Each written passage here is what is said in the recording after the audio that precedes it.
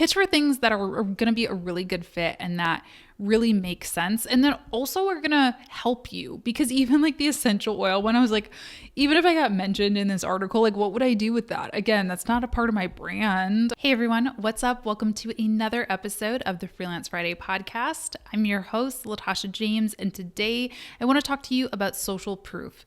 Social proof is something that is so important, especially if you're a service provider. It is really important to getting new clients, getting people to understand what it is that you deliver and how well you actually do it. So let's start by defining it, shall we? According to Wikipedia, a very scholarly source, social proof is a psychological and social phenomenon wherein people copy the actions of others in an attempt to undertake behavior in a given situation. The term was coined by Robert Cialdini in his 1984 book, Influence. Okay, so basically what it is it's a psychological phenomenon where people do as others do. It's sort of FOMO in layman's terms. Some forms of social proof that you might be the most familiar with are reviews. I always talk about Amazon. I mean, I don't buy anything on Amazon unless it has 4.5 minimum stars. And especially if it's something that maybe I'm going to wear or that I'm really unsure about, I look for pictures, I look for verifiable evidence that they've actually purchased that, and so on and so forth. So that's a great example. But again, thinking about a service provider, maybe a counselor, if I'm looking for a new counselor or therapist, I'm going to go on like psychologytoday.com or whatever and look up their client reviews. Hairstylists, gonna go look at the Google reviews. Okay, so those are all forms of social proof, but there are other, maybe less apparent forms of social proof as well. And I want to talk about some ways that you can get social proof. So one of the things that you can take action on, like right now, is develop an offboarding process for your clients. And you all know, if you are new here, hi, I'm Latasha. I love HoneyBook. Most everyone already knows that. I love HoneyBook. I'll leave my link down below as always. It's a great thing to have a CRM system because you don't need to think about this. I don't need to say, okay, just offboarded Latasha. I need to send her an email and ask her for a review. And like, what if that feels awkward? What if I'm feeling low confidence that day? And I don't have to think about any of it. It just goes out on autopilot when I close the project. And this is done through what's called a workflow and a questionnaire. I just send a little questionnaire. The first half of the questionnaire is really for me. It's for feedback. It's, hey, how did I do? What did you like? What didn't you like? Give me some information so I can make the coaching program or the service better for future clients. And then the bottom is optional and it says, hey, this is not at all required, but if you'd like to, leave me a review or a testimonial that I can use on my website and future marketing materials. And most people do it. And you could choose how you wanted this. I've actually thought about maybe switching it up and saying, hey, if you liked the service, leave me a Facebook review or a Google review, because then I can use it in 2 different places. So that's something that you can always consider doing. Little pro tip here. A lot of people think that to use the Google reviews, when you Google like restaurant, McDonald's or like whatever, the restaurant will come up with the address and directions and all that stuff. I used to think that you had to have a brick and mortar to do that and or be comfortable sharing your personal address, and that's not true. So I'm going to link directions for how to do that for an online business without sharing your address down in the show notes. Definitely check that out because you can set up a Google My Business for your business and start getting reviews that way. And I actually get a lot of leads from Google. I'm actually kind of surprised because I don't do ads or anything on Google. So it's pretty interesting. So yeah, that's something that you can do right now. Okay, another thing that you can do is write some case studies for work that you've already done. Case studies are another great way of sharing social proof. It's not a review. It's not, your client saying something about you necessarily. You could add one into your case study if you have one. But really what it does is it illustrates a project that you've completed. So I have case studies for certain events that I've hosted, big ad campaigns that I've run, things like that, things that I'm really proud of. And the basic formula for a case study is just problem. So why were you hired? What was the problem? What were you trying to achieve? Solution, How did you do that? What tools did you use? What processes did you use? What was your specific role in all of that? And then results. Show as much data as you can, maybe some graphs, some charts, some numbers, anything like that that you can share to help demonstrate quantifiable results. And you got yourself a case study, throw in a couple of screenshots, a couple of images, whatever you need. I actually have a template for this in the social media management toolbox. So if you have that product already, there is a case study template that you can just edit in Canva. And if you haven't signed up for that yet, I will leave the link for the social media management toolbox down below. It has a ton of editable Canva documents, Excel sheets, documents that are going to help you get your social media management business up and running. But to be honest with you, I think a lot of the templates in there are actually quite relevant to most businesses, most online businesses, not just social media management. So check it out, link down below. Oh, and if you're wondering what you do with the case study, by the way, there's a lot of different things you could do with the case study. One, you could put it on your website and make it available for people to download to visit your website. You could always add, if you're not comfortable sharing all of that information, or if you don't have permission to share widely from your client, you could always just add a little heading that says case studies available upon request. You could send out case studies when you are in the process of pitching for new clients, or, if you reach out to somebody on Upwork, for example. I used case studies all the time when I applied for Upwork gigs. If I had a case study that was similar to the job that I was applying for, I'd say, hey, I've attached a case study that was in a similar field, or that was, I worked with a similar client. Take a look at that. So you can use it in a variety of different ways. My next suggestion is to collaborate. Now, you can collaborate with other influencers, creators, entrepreneurs. You can collaborate in a lot of different ways, but basically, a collaboration is sort of like an endorsement in some way. I mean, if I collaborate with somebody, if I have somebody on my YouTube channel, or vice versa, if I go on their YouTube channel, I'm basically saying I support this person and their work, and I sort of believe in, what they're doing to some extent. So if you invite people onto your podcast, if you invite somebody onto your YouTube channel, if you are a brand and you want to, maybe have an influencer host an event for you, you're going to do a webinar or like a live workshop or something, and you want to invite an influencer in the space to host it. There's so many different things you could do. And then, of course, traditional collaborations where maybe you send a product to an influencer and then they post it on their Instagram feed or their YouTube channel. That is a way of generating buzz about your product. It's a way of getting that person who has influence, who has respect and all that stuff, to basically say, I approve of this. I'm putting my stamp of approval on it. And it's a great example of social proof. If you're looking for influencers to work with, either, as like a content collaboration, or like I said, if you have maybe a t-shirt company, a skincare line, whatever, and you're looking to reach some influencers, I really like this website. It's called influence.co.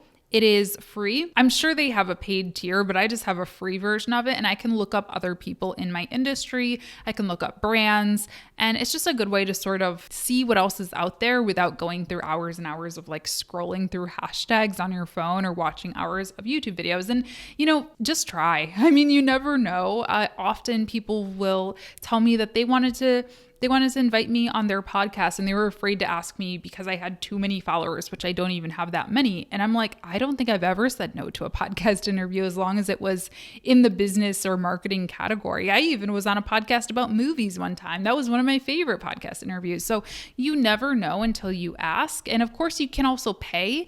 I wouldn't pay podcast guests. That's not a general best practice, but if you wanted to pay somebody to wear your t-shirt or to hold your phone case or to even promote like your course or something, you could do that. Just, analyze, is the risk going to be worth the reward, and try to get an understanding of what type of ROI you would see, but you could absolutely do that. Another thing that you could do is interview your past clients or current clients or students, for example. Sometimes the idea of writing a testimonial or a review is just scary for people because not everybody's good at writing, number one. Sometimes people just put it off because it's work, right? Like I hate writing. I have to really force myself to write reviews for people, which makes me feel sad because I love supporting other businesses. It's just, I don't like writing. And sometimes people are worried that they're not doing it right. They're, they don't know what to say other than Latasha was awesome. Like, what else do I say? So an interview can be a great way to sort of break down that wall, I guess. It also helps you get the answers that you want. So again, like I said, I could ask people to review me and they could say, Latasha's great. We love her. And that's nice. I mean, I like that. Thank you. But it's not necessarily what my ideal clients or students want to hear. They want to hear what types of changes their business saw. They want to hear what their favorite thing about coaching was like with me, what format the coaching is in. They want to hear like these specific things, right? So if I'm interviewing, if I'm saying, hey, former coaching client, I love what you've done with your business since we started working together. I'm really impressed. Do you want to come on the podcast, or do you want to come on a live, an Instagram live or a YouTube video and just talk about yourself and undoubtedly talk a little bit about our time together? It doesn't have to be the front and center thing, but chances are if you're inviting them on your show, they're gonna talk about you anyway. And you can ask those specific questions. Say, hey, why did you decide to invest in a coach? And do you recommend investing in a coach to other people? Why? What was your favorite thing about coaching?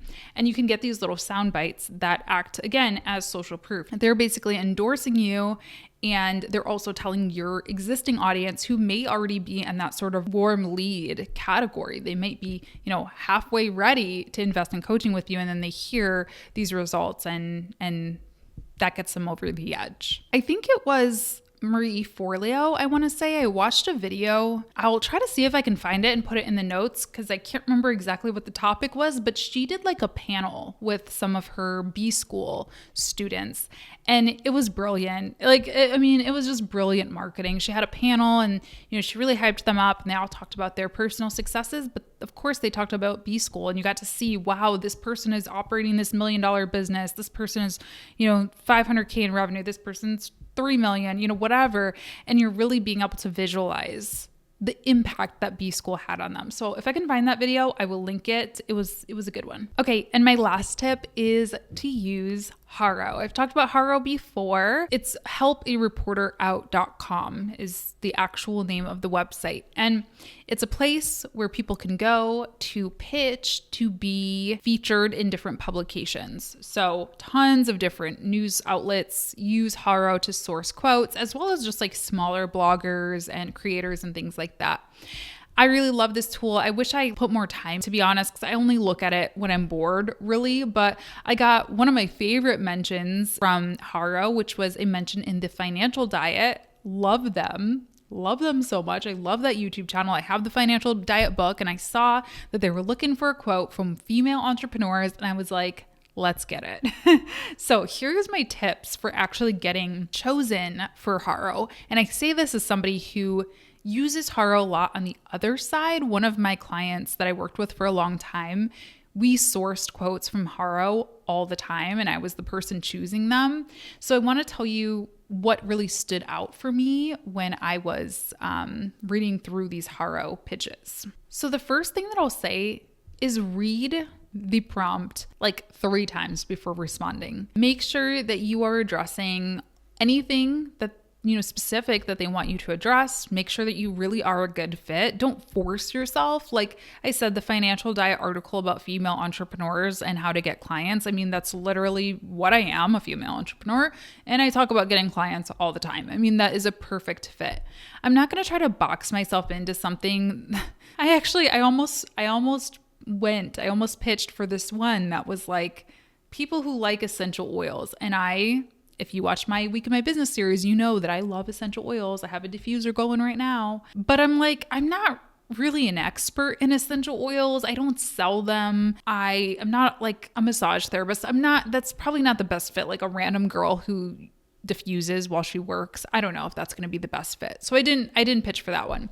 pitch for things that are going to be a really good fit and that really make sense. And then also are going to help you, because even like the essential oil one, I was like, even if I got mentioned in this article, like what would I do with that? Again, that's not a part of my brand. I mean, I guess like wellness and self-care, but I didn't really feel like it would be very helpful for my career or something that I would want to put on my website long term. Now with that, so the example of the financial diet one, I think they mentioned in the prompt that it's a collab post with Squarespace.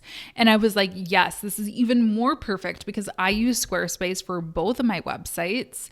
I've been using it for years. I know a lot about it and I love it. So I made sure to weave that in to my advice that I gave. So I answered the questions. I said, here's a few ways, love YouTube, blah, blah, blah, blah, blah. You can read the whole article. I'll link it. I also made sure to make a point about how my Squarespace website made it super easy for leads to submit their information and for people to view my YouTube videos and different things like that. So I made sure to stay like focused with their central point, which it was a collaboration with Squarespace. So I knew that if I made their job easier, they would be more likely to pick me. And that's the key. People want to work with people who make their jobs easier. They don't want to say, oh, this Latasha girl, she gave great advice, but like nothing she talked about was about a website. And this post is supposed to be promoting websites, you know? Another thing just in general that you can do is make sure to just by default include a picture of yourself and your professional title. At the bottom of all of my emails when I send through a HARO pitch, I have a link to a Google Drive folder which has approved headshots that they can use. Actually, I might start linking to my About section on my website because I have that folder linked, as well as a professional bio. So you could totally do that as well. And I also sign off with Latasha James, owner of James & Park, or online educator, or whatever I call myself these days. I don't know. I have like 5 different jobs, but put a professional title so that they know who the heck you are, or you could link to your LinkedIn page or Twitter or something like that. Just give them another way to learn more about you quickly and understand who you are. Lastly, don't stalk people, please, because when I would put these through for my client, I would often get LinkedIn requests, emails to my personal email, Instagram DMs being like, hey, I saw that you were looking for this quote. I don't even know how they knew my name or anything, which is kind of weird. I think they just Googled Latasha and I'm one of the first Latashas that come up. That's really weird. Like, I don't like that. I don't care how good their pitch was. It scared me. So I'd be like, no, you're not going to be a good fit. So those are my tips for HARO. Okay, so I hope that these 5 tips helped you think about some new ways to get some social proof. It is really important. One of the things that people tell me all the time is I went ahead and submitted that form because I saw all of the great reviews on your website, or my courses, but especially the social media management toolbox that has gotten so many good reviews, and I keep them front and center on the landing page, so it's a great way to just kind of push people over that line to click purchase. Again, Amazon, I mean any online shopping, but Amazon's the easiest to reference because most of us use it. Most of us have at least seen it, and I do not purchase things on Amazon without having a good review. So it's really important to have some of these things, and it's easier than we think. I really genuinely do think that it's easier to get some of these things than we think. So hope this helped. As always, I would love it if you left a comment down below. Let me know if you have any other ideas of ways to get social proof for your business. And if you're listening on Apple or Spotify, follow the podcast. If you're watching on YouTube, subscribe, and I will see you next time. Bye. Thanks for tuning in to today's episode. Show notes for this episode are available at latashajames.com/podcast and contain all of the links I may have mentioned today, as well as an invitation to join my private Facebook group, the Freelance Friday Podcast Community. Thanks so much. We'll talk soon.